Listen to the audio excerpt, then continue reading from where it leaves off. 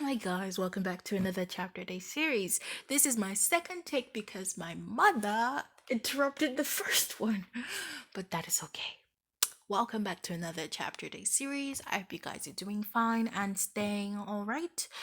My Wi Fi is currently working. That means we don't have any no Wi Fi chapters anymore. I just scrambled my words. Yeah, so it was very hard to set up the Wi Fi because I'm me and I picked the self installment kit and it took me 4 hours, 4 beautiful hours of my Thursday to set up the Wi Fi. But it did not end there. I had to be on the call for 2 hours for the customer service. 2 hours on the phone. 2 good hours. Wow. But it's working now and I have connection and I am happy. Yay. But yeah, welcome back to another chapter. Why did I just refresh this? I don't know. Okay, I also wanted to say I've not forgotten about the giveaway.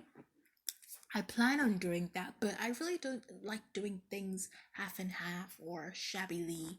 No, like my Bible studying kit is, peng in a way. I'm going to regret saying that word. But yeah, it's, sustainable. And I don't just want to add things here and there, random and random.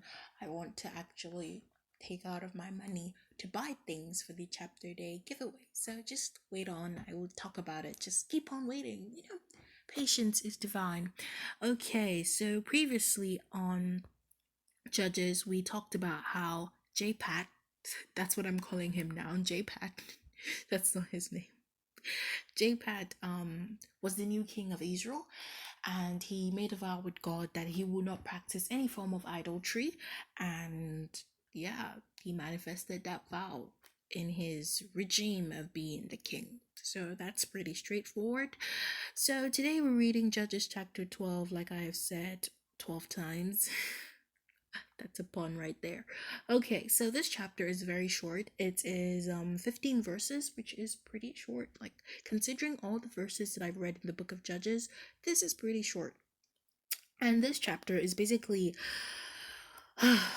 it's just so dramatic. So the chapter starts off from this very subtle scenario, and the next thing, whoop, we're on a different scenario, and the next thing, whoop, we're on a different scenario. But in summary, it talks about how J-Pat and Ephraim had a rebuttal. They were angry at each other, some kind of fight that I don't know how they're just having fights and quarrels, but it was mostly because of how Ephraim was like, "Oh, why did you go fight this people?"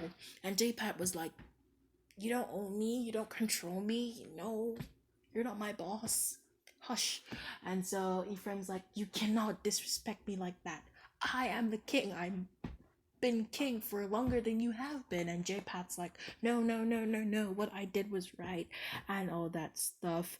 But then God was like, "Why is Ephraim hating on my man J-Pat? Why?" And so he punished Ephraim. He made the Israelites get the land of Ephraim, and the Israelites got the land.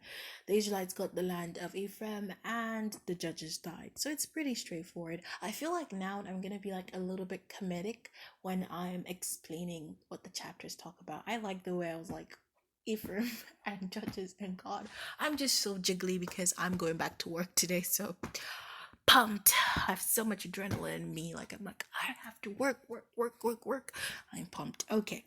So some verses that stood out to me in this chapter were verse 1, 8, and 14. So let's start up with verse 1. Verse 1 says, the men of Ephraim were called to arms and they crossed Zabulon and Japat. "Why did you cross over to fight the Ammonites? Did they not call us to go with you? We'll burn your house over with fire." So you see, Ephraim is the one that cast the stone. He's out here acting like, "Oh my God, why did you go fight the people? They called us to go fight. Why? I'm going to kill you, J-Pat." But he did not know God had something greater for him. Verse 14 says, where is verse 14? It says, "He had 40 sons and 30 grandsons who rode on 70 asses, and he judged Israel 8 years." So this is talking about how long J-Pat judged Israel. And the last verse is verse 18. Why do I have verse 18 when this practically stops at verse 15. Oh, it's verse 8. My bad. So verse 8 says, after him, Ibzan of Bethlehem judged Israel. So after Japheth, Lord forgive me, Isban of Israel judged Israel. So basically, they wanted somebody, a physical figure, to judge Israel. They did not know they had Jesus coming for them. How lovely.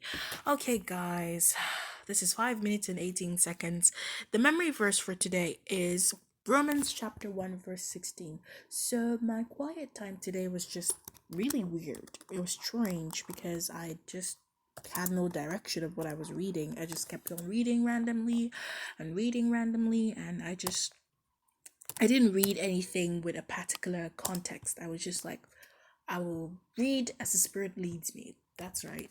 Okay, so Romans chapter 1, verse 16 says, for I am not ashamed of the gospel. It is the power of God for salvation to everyone who has faith, to the Jew first and also to the Greek. So today I told you I read without no context. I lied. I read about equality, and then I read about evangelism, and then I read about faithfulness. So you see, there was actually no context, but I had something I was looking for. And it leads me to the topic that I will be discussing during our Bible finds, which is blemish against God. There's so many things happening in society today that we sometimes as Christians and also non-Christians approve. Even deep inside our hearts, we know that, okay, this is wrong, this is absurd, this is ignorant, this is bluntly following the whole so-called we're having a grand evolution theme of the world.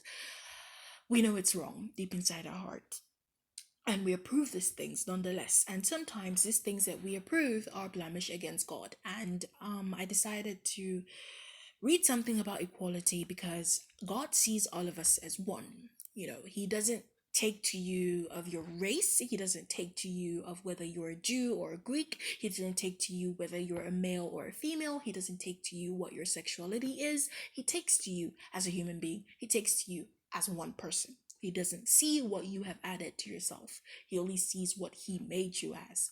So God sees everyone as one. That's what I wanted to say, because when I post this video, I'm going to be really mad and angry when the Bible finds video, because I did not have any lead on in what I was saying. But yeah, when I post this video, I'm going to be really mad and angry at these people that approve these things when they know deep inside their hearts it's wrong. It's really annoying, really. But let me save my emotions for that video.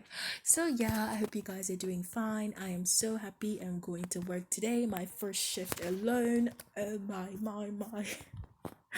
I'm so happy and a little bit nervous. But the Bible says, be anxious in nothing, but with prayer and supplicate and thanksgiving, make your request known to God. So yeah, I'm gonna make my request known to God that this shift is gonna be successful. I'm gonna fold some laundry today. Okay, let me stop making this cringy. See you guys in the next chapter, and I pray God gives us more grace to continue our walk with Him and gives us the courage and spiritual strength, and gives us the ability to believe in His faith. No, that doesn't sound right. To believe in Him and act like we believe in Him. That makes more sense. Okay, see you guys in the next chapter. Bye.